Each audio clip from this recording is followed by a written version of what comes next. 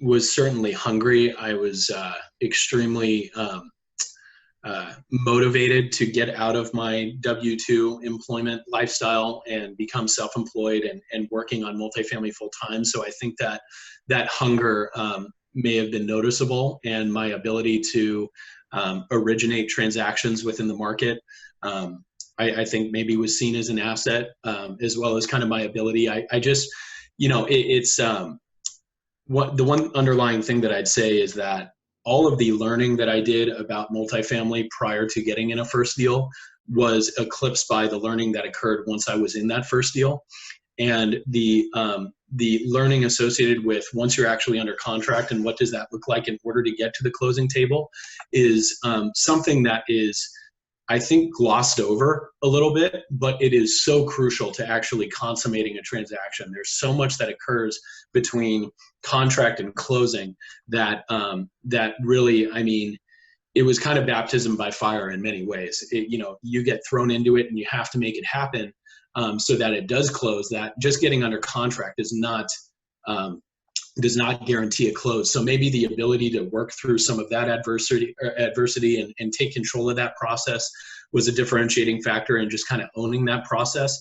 But one of the things that I've found beneficial and I kind of look for and bring to people's awareness when I talk to them as they're looking to get into the space is how good they are with people, and it's something that can be developed. And that relationship building ability and rapport that you can develop with someone really plays a beneficial role once you're in a market, because there have been opportunities that have been provided to us for acquisition that we may not otherwise would have had unless I was able to kind of establish relationships there. And so our biggest acquisition in 2017 in December was a 321 unit property.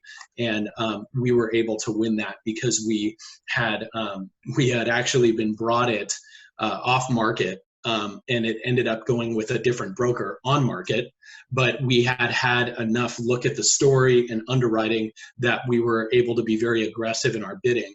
Whereas if we didn't have that relationship and weren't able to move on it as quickly, we may have lost out. And so I think maybe that was seen as an asset. And if someone's looking to be of value to a partner or a potential partner, I'd say that your ability to source quality transactions that are well vetted and you have an understanding of in your market is going to be invaluable. You can't necessarily just say to someone, if they say, well, what can you do for me? Well, I can bring deals. Well, so can LoopNet. LoopNet can bring more deals than you could ever bring.